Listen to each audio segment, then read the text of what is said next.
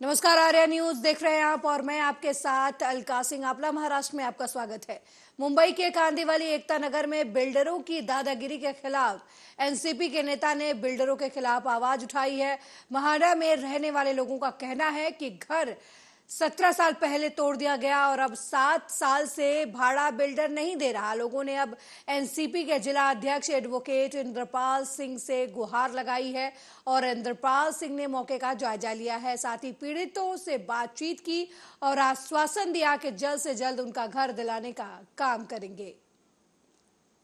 सबसे पहले मुझे आज इस सोसाइटी के जो 394 टेनेंट है, 394 इतने ज़्यादा टेनेंटों की तरफ से, इनकी कमेटी की तरफ से मुझे एक निवेदन मिला और निवेदन में मैं पढ़ के बड़ा आश्चर्य लगा मुझे कि सांसद गोपाल शेट्टी जो है ये बिल्डरों के दलाल हैं करके, और ये बिल्डर इनकी गोदी में बैठते हैं और ये बिल्डर के लिए राजनीति करते हैं। ये मैंने पिछले 12 साल से मैं सुन रहा था कि ये बिल्डरों के लिए करते हैं। मेरा भी अनुभव यही है कि ये काम बिल्डरों के लिए करते हैं, चुनकर पब्लिक लाती है, काम बिल्डर का करते हैं।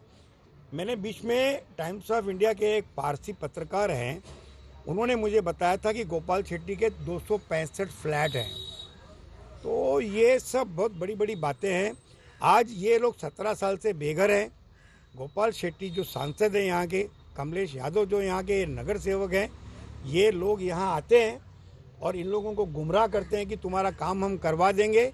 सिर्फ इनको एक साथ में लेकर इनका साथ देने की बात करके बिल्डर से किस तरह से प्रॉपर्टी लेते हैं, किस तरह से बिल्डर का साथ देते हैं, ये किस तरह से मनी लेयरिंग चल रहा है, मनी लॉन्ड्रिंग चल रहा है, किस तरह से ये पैसे जो भ्रष्टाचार चल रहा है। यहाँ पर आप सभी लोगों को लगभग मालूम होगा कि रवि ग्रुप जयेश नाम का बिल्डर है जो 2006 में यहाँ पे एग्रीमेंट किया और लोगों का घर तोड़ दिया।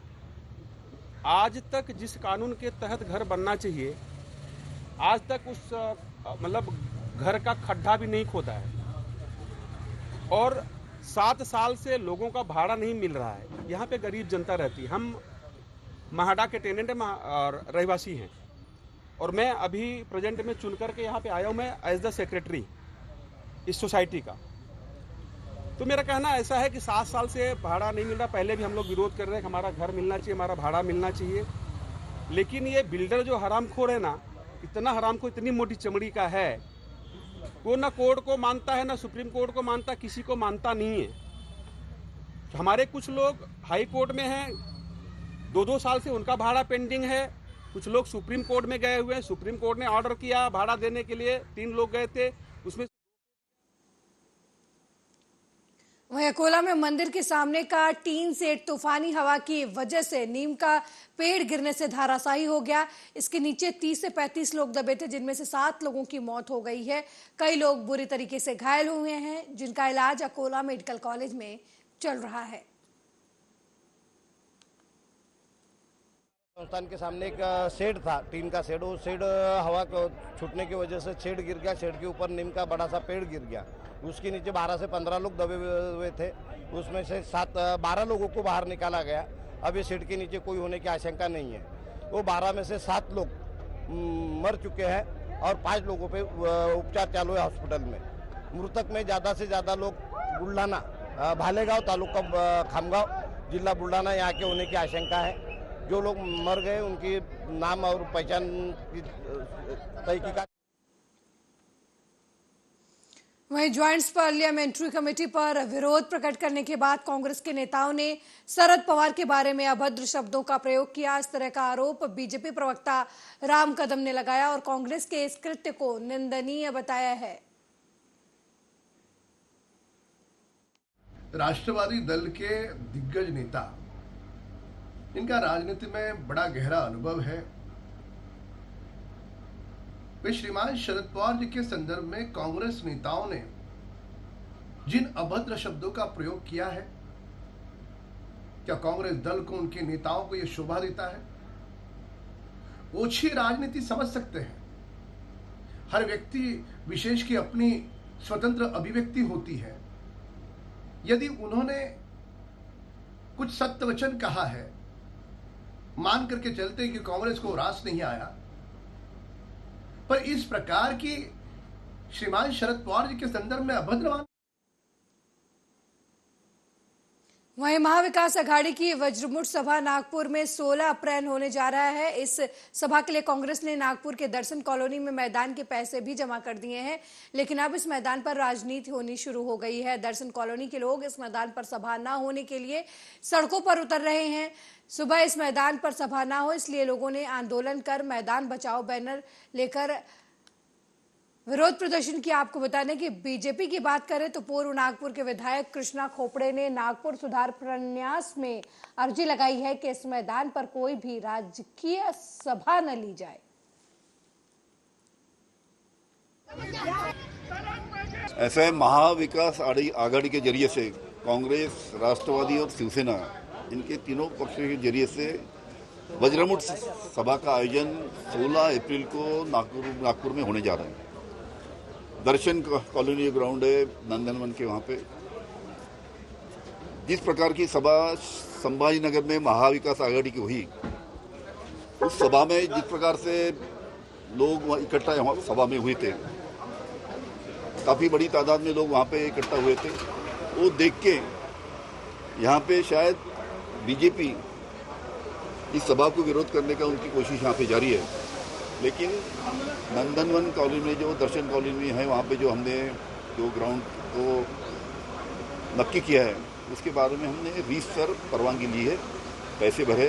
नागपुर शहर में हमारे नेता नितिन जी गडकरी, देवेंद्र फडणवीस साहब जी के माध्यम से शहर के अंदर लगभग 113 मैदान छोटे हमने डेवलपमेंट किए। और जब से नागपुर शहर के खासदार गडकरी साहब बने, केंद्रीय मंत्री बनने के बाद लगातार नागपुर शहर के अंदर खासदार सांस्कृतिक महोत्सव हो कि क्रीड़ा महोत्सव हो, इसके अंदर लोगों ने बड़े पैमाने पर भाग लिया है।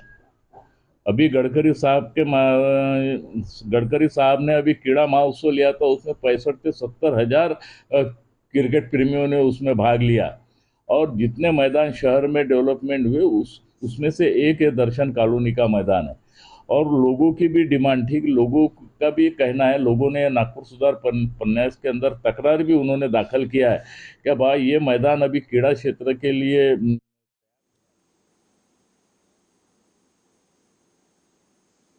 वहीं मालवानी कांड में विरोध प्रदर्शन करने के मामले में प्रदर्शन से पहले उत्तर मुंबई में सपा नेताओं को हिरासत में लेने का अभियान देर रात पुलिस की तरफ से चलाया गया।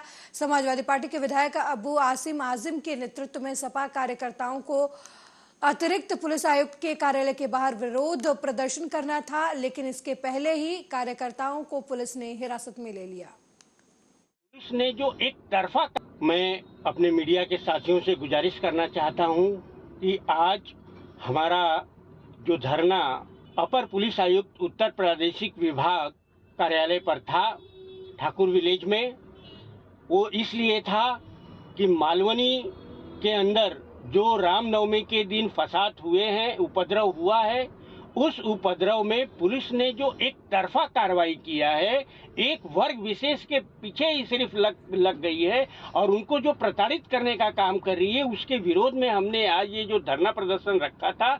इस धरना प्रदर्शन को दबाने के लिए उत्तर प्रादेशिक विभाग के अंडर में आने वाले जितने भी पुलिस स्टेशन है, हर पुलिस स्टेशन। वहीं महाराष्ट्र के मुख्यमंत्री एकनाथ शिंदे ने लखनऊ में एक बार फिर प्रेस वार्ता को संबोधित कर पत्रकारों से संवाद किया। इस बीच उन्होंने कहा कि कई लोग हम पर आरोप लगाते हैं कि 2019 में लोगों के दिमाग में जो बात थी, लोगों की अपेक्षा थी कि महाराष्ट्र में शिवसेना बीजेपी की सरकार बने, लेकिन स्वार्थ और कुर्सी की लालच में ये गलत कदम उठाया गया। हमने उसे 8-9 महीने पहले सुधार दिया, लोगों की अपेक्षा के अनुसार हमने सरकार बनाई। जो 2019 में कई लोग कहते हैं, हमें क्या क्या बोलते हैं, आरोप लगाते हैं, लेकिन एक ही बात मैं कहूंगा कि जो 2019 में लोगों के दिमाग में, दिल में जो बात थी, जो हम लोगों का मैंडेट था, जनता का मैंडेट था, लोगों की अपेक्षा थी कि महाराष्ट्र में शिवसेना भारतीय जनता पार्टी की सरकार बने। सर, क्योंकि साथ में चुनाव लड़े थे हम, लेकिन चुनाव लड़ने के बाद अपेक्षा लोगों की ये थी कि सरकार बनेगी भारतीय जनता पार्टी शिवसेना की, लेकिन कुछ स्वार्थ और कुर्सी की लालच में यहां पर गलत कदम उठाया गया, लेकिन हम लोगों ने 8-9 महीने पहले उसको सुधार दिया। जो लोगों की अपेक्षा थी वो हमने वैसी सरकार स्थापित की, और इसीलिए तो आप जानते हो कि जहां जहां हम लोग जाते हैं लोगों का इतना बड़ा प्रतिसाद होता है, लोगों के चेहरे से दिख जाता है क्या है उनके मन की बात जो थी, उनके दिल में जो था, वैसी सरकार हमने स्थापित की है। और हम खुलेआम यहाँ पर आज हमारी ये यात्रा जो है, हमारी अयोध्या यात्रा, यहाँ जो पहुंचे हैं और टीवी पे जो देख रहे हैं, ये लाखों लोगों को तो बहुत ही एक आनंद देने वाली यात्रा है। लेकिन कुछ लोग तो ऐसे होते हैं कि उनको कुछ तकलीफ भी होती है, क्योंकि कई लोग जानबूझकर, कई लोगों को हिंदुत्व की एलर्जी रही है, अभी भी हो रही है, क्योंकि आजादी के बाद भी कई लोग जानबूझकर हिंदुत्व का अपमान कर रहे थे, गलत फहमी फैला रहे थे, हिंदू धर्म ऐसा है वैसा है। लेकिन मैं आपको बताऊंगा, हिंदुत्व, हिंदू धर्म एक जीवन प्रणाली है। एक हिंदू धर्म में सहिष्णुवाद है, सभी लोगों को साथ लेकर चलने वाला हमारा हिंदुत्व है। बाला साहब ठाकरे जी ने भी कहा है क्या हिंदुत्व है, उनके विचार क्या है वो बताए उन्होंने। और हमारा हिंदुत्व जो है,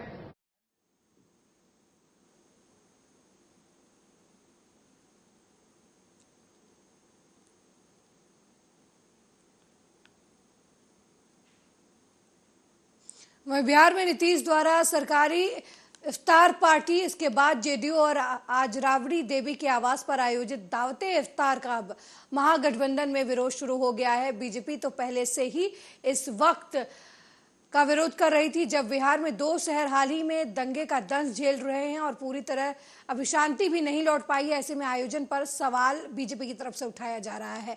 बीजेपी के अलावा इन इफ्तार पार्टियों का लोजपा के प्रमुख चिराग पासवान और वीआईपी सुप्रीमो मुकेश सहनी ने भी बिना कोई कारण बताए बायकॉट किया है। उपेंद्र कुशवाहा ने तो कुछ ही दिन पहले महागठबंधन से कट्टी कर ली थी, इसलिए उनके शामिल होने का तो सवाल ही नहीं उठता। सच कहे तो इफ्तार ने बिहार में एनडीए की नई रूपरेखा तय कर दी है। वहीं महागठबंधन मिशन 2024 के लिए इसे अनुकूल मौका मान रहा है। इफ्तार पार्टियां अगर वोटरों में भी कोई लकीर खींच दे तो कोई आश्चर्य नहीं होगा।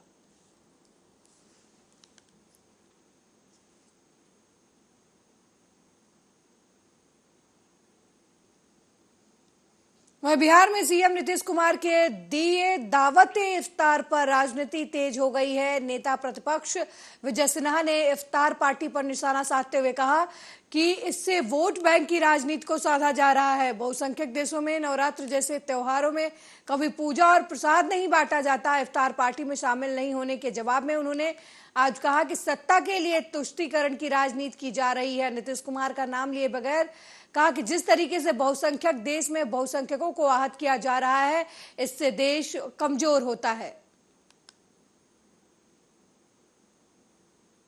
माननीय मुख्यमंत्री जी इफ्तार पार्टी दे रहे हैं और हमारे जिले में, हमारे लखीसराय के अंदर आज सवेरे एक पवन जी की हत्या कर दिया गया, जहां खुल करके हत्या, अपहरण, लूट, बलात्कार हो रहा है, दंगा हो रहा है, बिहार जल रहा है। हम वहां इफ्तार मनाएं? शासन पर बैठे लोग लोगों की जिंदगी की सुरक्षा नहीं दे रहे हैं, प्रशासनिक अराजकता और भ्रष्टाचार को रोक नहीं पा रहे हैं, विकास की गति रुक गई है और ये खुल करके सत्ता के आनंद उठा रहे हैं। माननीय मुख्यमंत्री जी इफ्तार पार्टी दे रहे हैं और हमारे जिले में, हमारे लखीसराय के अंदर आज सवेरे एक पवन जी की हत्या कर दिया गया, जहां खुल करके हत्या, अपहरण, लूट, बलात्कार हो रहा है, दंगा हो रहा है, बिहार जल रहा है। हम वहां इफ्तार मनाएं? शासन पर बैठे लोग लोगों की जिंदगी की सुरक्षा नहीं दे रहे हैं, प्रशासनिक अराजकता और भ्रष्टाचार को रोक नहीं पा रहे हैं, विकास की गति रुक गई है और ये खुल करके सत्ता के आनंद उठा रहे हैं। इफ्तार शुरू से ही हम लोगों की परंपरा रही है कि हम लोग हर साल इफ्तार देते हैं, और कुछ लोगों को लगता है कि इफ्तार जो है वो पार्टी है। ये गलत फहमी में लोग रहते हैं। हम स्पष्ट करते हैं, इफ्तार जो है, इफ्तार देने का ये मकसद है कि रोजेदार जितने हैं उनके प्रति सम्मान हम लोग जो प्रकट करते हैं। और ये इफ्तार पार्टी नहीं बल्कि इबादत है, इबादत है और गंगा जमुनी संस्कृति की ये पहचान है। इसलिए इफ्तार जो है, जितने रोजेदार हैं उनके प्रति हम लोग सम्मान प्रकट करते हैं, और ये एक इबादत के तौर पे गंगा जमुनी तहजीब के नाते शुरू से ही, जब से आदरणीय लालू जी, ये लगातार हर साल हमारे दल के लोग, हम लोग जो हैं, हर साल हम लोग रोजेदारों के प्रति हम लोग इफ्तार जो है देने का काम करते रहे। और हम सब लोग जान ही रहे कि जो माहौल बिगाड़ने की कोशिश की गई, जो लोग भी थे। वहीं राजस्थान के पूर्व उप मुख्यमंत्री सचिन पायलट की प्रेस कॉन्फ्रेंस में उन्होंने अनशन का ऐलान करके सियासी सरगर्मियां तेज कर दी हैं, और अब इस पर असदुद्दीन ओवैसी की प्रतिक्रिया सामने आई है, जिसमें उन्होंने राजस्थान में कांग्रेस और बीजेपी के बीच शुरू हुई इस नए सियासी खेल पर तंज कस दिया है। इससे मैसेज ये जाता है कि किसकी सरकार हो या बीजेपी की सरकार हो, एक सिक्के के दो रुख हैं। दोनों ने करप्शन को बढ़ावा दिया था, और इसीलिए आज आप देख रहे हैं कि एक x deputy chief minister Congress का अपने ही सरकार के खिलाफ प्रोटेस्ट करने जा रहा है। तो इससे क्या मैसेज जाता है? इससे मैसेज ये जाता है कि कांग्रेस पार्टी हो या बीजेपी हो, करप्शन पर वो सीरियस नहीं है। और कांग्रेस पार्टी में हम शुरू से कह रहे हैं कि वो बजाय राजस्थान की जनता को अच्छा गवर्नेंस दे, वो गवर्नेंस देने के बजाय ये सब चीजें हो रही हैं लोगों में, और इससे राजस्थान की जनता बेजार है लोगों से, कांग्रेस सरकार से। आप इस कदम को कैसे देखते हैं? आप सपोर्ट करते हैं सचिन पायलट के? तो मैं कौन होता हूं उनको सपोर्ट करने वाला? वो अपने पार्टी के डिप्टी चीफ मिनिस्टर रहे हैं, वो अभी भी मुख्यमंत्री बनने का ख्वाब देख रहे हैं, वो अपने ख्वाबों को पूरा करना चाह रहे हैं, बजाय उसके कि वो राजस्थान की जनता के ख्वाबों को दोनों मिलकर पूरा करते हैं। मगर एक बात साबित हो गई कि राजस्थान में बीजेपी हो या कांग्रेस हो, एक सिक्के के दो रुख हैं, और करप्शन। वहीं एआईएमआईएम सुप्रीमो असदुद्दीन ओवैसी ने नालंदा और सासाराम हिंसा पर बिहार सरकार को घेरा है। हाल ही में पत्रकारों से रूबरू होते हुए ओवैसी ने कहा कि हिंसा के जिम्मेदार हिंदुओं को बचाया जा रहा है, मुसलमान लड़कों को गिरफ्तार किया जा रहा है। नीतीश कुमार और राजद की सरकार हिंसा को रोकने में नाकामयाब रही, और हिंसा के बाद अब तक के मुआवजा देने की बात नहीं हुई है, ना ही पुलिस वालों को सस्पेंड किया गया है। बजाय इसके इफ्तार पार्टी की जाती है और खजूर खाए जाते हैं। वहीं इफ्तार पार्टी पर नीतीश तेजस्वी को घेरा, कहा कि सेकुलर सीएम और डिप्टी सीएम को फैंसी ड्रेस से फुर्सत नहीं है। हम में मदरसे को बात किए थे आज से 4 दिन पहले या 5 दिन पहले, उस वक्त भी हमने आपसे कहा था और मीडिया को हमने स्टेटमेंट दिया था कि यकीनन ये प्री प्लान था। जब प्री प्लान था तो आप लोग सो क्यों रहे थे? 31 तारीख को गड़बड़ हुई, फिर 1 तारीख को गड़बड़ कैसे होती है? और दूसरी बात यह है कि आपकी सरकार की, नीतीश कुमार और राजद की जो मिली जुली की सरकार है, उनकी ये सरासर नाकामी है कि उन्होंने इस वायलेंस को, इस हिंसा को रोकने में सरासर नाकाम साबित हुए। एक जुलूस का परमिशन आप देते हैं, पुलिस के सामने मदरसे को जलाया जाता है, और आपकी पुलिस तमाशा ही बनी बैठी रहती है। तो यकीनन ये पूरी जिम्मेदारी नीतीश कुमार की सरकार पर आयद होती है, उनकी नाकामी की निशानी है। और जब इतना बड़ा हिंसा हुई तो उसके बाद भी अभी तक वो सरकार मुआवजा देने की बात नहीं करती, कंपनसेशन की। आप उन पुलिस वालों को सस्पेंड नहीं करते। तो ये बात है, बजाय उसके आप इफ्तार की दावत करते हैं। और बैठकर मजे ले लेकर खजूर खाते हैं। अरे भाई, ये क्या हो रहा है? आप सत्ता में आप है, कुछ तो अपनी अखलाकी जिम्मेदारी दिखाइए, संवैधानिक जिम्मेदारी दिखाइए और इसकी रोकथाम करिए। और जिन लोगों का नुकसान हुआ है उनको मुआवजा दीजिए ना आप। भाई, सेकुलरिज्म का नाम सिर्फ आपको चुनाव में क्यों आता?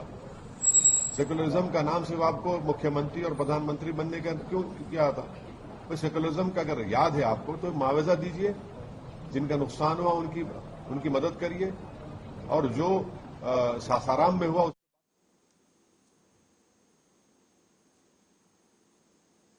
वहीं बीजेपी सांसद रविशंकर प्रसाद ने हाल की घटनाओं को लेकर सीएम नीतीश कुमार और राहुल गांधी पर निशाना साधा है।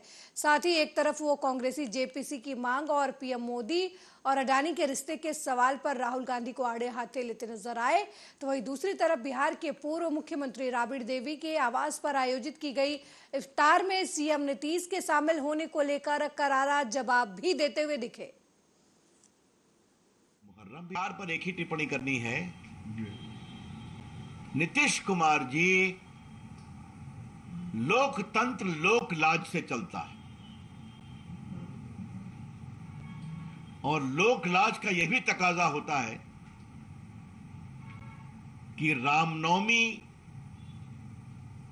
की शोभा यात्रा भी निकले, ताजिया भी निकले, मुहर्रम भी निकले, नवरात्रि भी हो, शिवरात्रि भी हो, क्योंकि हिंदुस्तान की बगिया में कई फूल हैं, तो हर फूल को अपनी आस्था को मनाने का अधिकार है, वो अवसर मिलना चाहिए और आपको सुरक्षा भी देनी चाहिए। क्या संदेश दे रहे हैं आप कि आपके गृह जिला नालंदा या सासाराम में अभी तक तनाव है, लोग परेशान हैं, और अब तो मीडिया के लोगों ने बता दिया कि वहां पर अगर पूरी पुलिस सख्त होती जैसे पिछले बार थी तो घटना नहीं होती।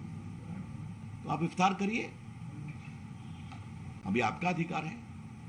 आज तक कोतरोकी को कैसे भगाया गया हिंदुस्तान से, और कोर्ट के आदेश के बावजूद तत्कालीन कानून मंत्री हंसराज भारद्वाज ने अपने लॉ अफसर को भेजकर लंदन में जो उनका डील का मनी छुड़वाया बैंक से जो सीज था, इस पर कुछ कहा क्या? राहुल गांधी ने नेशनल हेराल्ड केस में वो बेल पर हैं अपनी माताजी के साथ, 5,000 करोड़ की संपत्ति, क्या दिल्ली, क्या लखनऊ, क्या चंडीगढ़, क्या मुंबई, क्या पटना, ये सारी प्रॉपर्टी जो नेशनल हेराल्ड ट्रस्ट की थी उसको उन्होंने फैमिली ट्रस्ट बना करके ले लिया और उनका सब लोन माफ कर दिया कांग्रेस पार्टी ने। और आज उनकी और उनकी माताजी का 76% उसमें स्टेक है।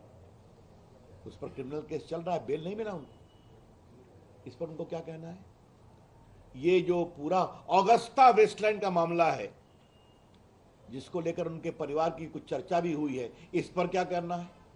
बाकी मैं 2G और कोयला घोटाला और कॉमनवेल्थ और आदर्श कॉपरेटिव की चर्चा तो कर चुके हैं, लेकिन ये जो पूरी बातें सामने आ रही हैं, राहुल गांधी इस पर कुछ नहीं बोलते। जो 50 साल से अधिक कांग्रेस में समर्पित रूप से काम किए, क्या इंदिरा जी के साथ, क्या राजीव गांधी के साथ, क्या नरसिंहा राव के साथ, क्या सोनिया गांधी के साथ, मुख्यमंत्री, कैबिनेट मिनिस्टर, महामंत्री, कई प्रदेशों के प्रभारी, मतलब कांग्रेस की अंदरूनी बातों को जानने वाले, आज उन्होंने कहा मैं जानता हूं कि ये विदेश जाते हैं तो अनडिजायरेबल बिजनेसमैन से मिलते हैं।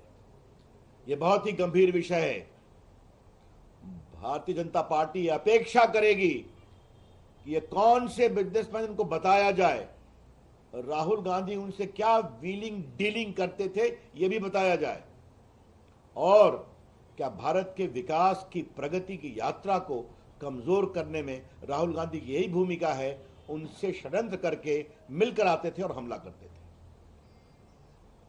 एक अंतिम बात कहनी है कि अडानी रोज प्रकरण जपते हैं। वो मैं फिर रिपीट करूंगा, अडानी को विदेश में पहली खान कब मिली? मेरे साथ इस बुलेटिन में फिलहाल इतना ही। देश दुनिया की तमाम खबरों को देखने के लिए देखते रहिए आर्या न्यूज। नमस्कार।